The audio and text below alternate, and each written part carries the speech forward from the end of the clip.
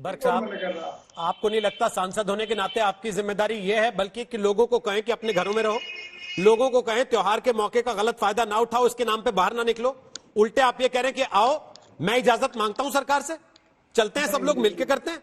अरे वो जो लॉकडाउन है या जो कुछ गवर्नमेंट की तरफ से पॉलिसी बनी है, जो उन्होंने कहा है कि लॉकडाउन में अंदर रहिए, सियासी वो सोशल डिस्टेंस रखिए, बाहर ना निकलिए, ये सारी चीज हम फॉलो नहीं कर रहे। एक एक आदमी, हर कौम बिरादरी का आदमी इसको फॉलो कर रहा। किसने इनकार किया? तो जब सब फॉलो कर रहे हैं तो आप क्यों उसको तोड़ना चाहते हैं? क्यों आप चाहते हैं कि सरकार आपको परमिशन दे दे ईद के नाम पर? चाहता हूं, मैं तो जोड़ना चाहता हूं, मगर मैं तो ये आपसे गुजारिश की है मैंने, अगर आईनी एतबार से, कानूनी एतबार से मेरा अगर ये बात कहना भी जुर्म है तो ये तो कोई जुर्म की बात नहीं है। एमएच खान, अब जरा मैं आपको चर्चा में लेके आ रहा हूं। मेरा सवाल यह है, एक सांसद को क्या ऐसे समय पर यह कहना चाहिए लोगों से कि आप सोशल डिस्टेंसिंग फॉलो कीजिए, जो नियम बनाए गए हैं उनका पालन कीजिए, जरा ध्यान रखिए कि त्योहार के मौके पर कहीं कुछ ऐसा ना हो जाए जिसका बाद में नुकसान उठाना पड़े? या वो कहना चाहिए जो शफीक साहब कह रहे हैं? एमएच खान बोलिए। नहीं, देखिए रोहित सरदाना जी, ये कोरोना वायरस का बहुत बड़ा जो प्रकोप चल रहा है पूरी दुनिया में, और हिंदुस्तान में रोज का रोज ये जो संख्या है कोरोना वायरस की, ये बढ़ रही है। और कुरान शरीफ में साफ साफ आता है कि अपने आप को हलाकत में मत डालो, अपने आप को हलाकत में मत डालो, मतलब खुदकुशी में मत करो। अगर ऐसी चीजें सामने आ रही हैं तो इसमें अपने घर में बैठ के इबादत कर सकते हैं, और अगर ज्यादा आपके घर में तादाद है तो आप घर में जमात खड़ी करके दुआ मांग सकते हैं। लेकिन इस समय ये बात कहने का कोई मतलब नहीं है। मैं समझता हूं ये चीजें नहीं कहनी चाहिए जब तक वबा टल ना जाए। तो जब वबा टल जाएगी तो उसके बाद गवर्नमेंट खुद ही परमिशन दे देगी कि आप अपने मंदिरों में जाइए, अपने मस्जिदों में जाइए, अपने जैसे चाहिए उसे नमाज पढ़िए, जैसे चाहिए उसे दुआ मांगिए।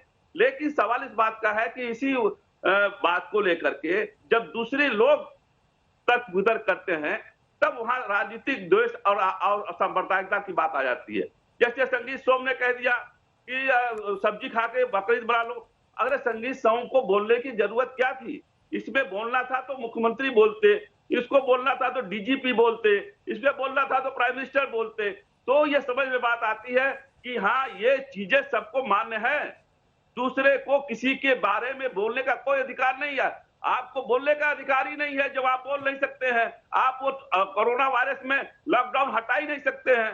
जब लॉकडाउन हटा नहीं सकते हैं तो बोलते क्यों भाई? खान आप साहब, देखिए रोज रोज खान जो साहब, बढ़ रहा है। खान साहब, जब आप खुद जानते हैं कि 12 लाख केस हो रहे हैं देश में इस समय, छूने वाला 12 लाख को आंकड़ा, आप खुद जानते हैं कि लॉकडाउन होता है शनिवार रविवार को, आप खुद जानते हैं कि शनिवार को ईद पड़ रही है और उस दिन लॉकडाउन रहेगा, फिर एक सांसद अगर ये खड़ा होकर कहेगा कि हम सरकार से उम्मीद करते हैं कि उस दिन खोल दे ताकि सब लोग इकट्ठे नमाज पढ़ें तो कोरोना भाग जाए, लोग सवाल नहीं उठाएंगे क्या उस पर? नहीं, ये सवाल मैं कह रहा हूं। मैंने तो कहा आपको ना कि देखिए ये इस्लामिक तरीके से भी जायज नहीं है कि आप डिमांड करिए जबकि आपको मालूम है कि कोरोना वायरस फैल रहा है पूरे देश में, हिंदुस्तान में, उत्तर प्रदेश में रोज बरोज ज्यादा ही फैल रहा है। इस पे डिमांड करने कोई मतलब नहीं है। ये अपने ही कौम को हलाकत में डालने वाली बात है कि आपकी कौम अगर इकट्ठा होगी, किसी एक को कोरोना हुआ तो पूरे कौम को कोरोना हो जाएगा। दुआ मांगिए, कौन मना करता है? घर में मांगिए दुआ, कौन मना करता है? लेकिन ये हलाकत में डालने वाली बात है। ये बात आपकी सही है कि सांसद महोदय, एक सांसद जिम्मेदार पद पर होता है और जिम्मेदारी के साथ उसको अपनी बात रखनी चाहिए, उनकी बात दूर तक जाती है। तो इसमें कहीं किसी एंगल से जायज नहीं लगता है मुझे। ये कुरान और हदीस के खिलाफ है। जब हमारे मक्का शरीफ, मदीना शरीफ में जमातें नहीं हो रही हैं, कहीं नहीं जमातें हो रही हैं, तो आप यहाँ पे जमात करने का क्या औचित्य रह गया? जब जुमा की नमाज जो फर्ज है वो नहीं हो रहा है, उस पर कभी डिमांड नहीं किसी ने किया, जुमा की नमाज ठीक। तो ये बकरीद नमाज के लिए परेशान क्यों है? ठीक है, ये राजनीतिक है। ठीक, मुझे लगता है इस तरह से कहना ठीक नहीं लगता है। अभिषेक मिश्रा, आपकी पार्टी इससे इत्तेफाक रखती है? क्योंकि सब लोगों को लग रहा है कि मामला राजनीतिक है, इसके पीछे कहीं ना कहीं वोट बैंक की राजनीति है और कुछ नहीं। सब जानते हुए भी ऐसी बातें कहना जानबूझ के है। रोहित जी, दो तीन चीजें कहना चाहूंगा जी। अभी सबसे पहले तो माननीय सांसद जी ने ये साफ कह दिया कि देखिए ये हमारे एक तरीके से पूजा का तरीका है, हमारी उससे धर्म से जुड़ा हुआ बात है, हमारे संस्कार से, हमारे तरीके से, जिस तरीके से हमारी एक आदत पड़ी है कोई एक त्योहार मनाने की। आप मुझसे पूछिए ईमानदारी से, अभी दिवाली आ रही है, रक्षाबंधन आ रहा है, जन्माष्टमी आ रही है, मेरा भी मन करेगा कि हाँ, अगर सरकार परमिशन दे रही है तो अगर जन्माष्टमी की झांकी लग रही है तो मैं जाऊं, भगवान का, श्री कृष्ण का प्रादुर्भाव होगा, बच्चों को दिखाऊं। तो दिवाली आएगी, मेरा मन करेगा कि हाँ मैं भी पटाखे चलाऊं। हाँ, अगर सरकार इजाजत देगी तो। ये मैं नहीं कह रहा, ना मुझे जितना मैंने सांसद जी को सुना, पहले जितना बयान पढ़ा, मीडिया पर भी जो चर्चा देखी, उन्होंने यही कहा हमने निवेदन किया है, सरकार मान जाएगी तो ठीक है, नहीं मानेगी तो देश का कानून है, जो संविधान है, जो आज लागू है आदेश, उसका हम पूरा पूरा पालन करेंगे। नमस्कार, मैं हूं अंजना ओम कश्यप। हमें उम्मीद है ये वीडियो आपको पसंद आया होगा।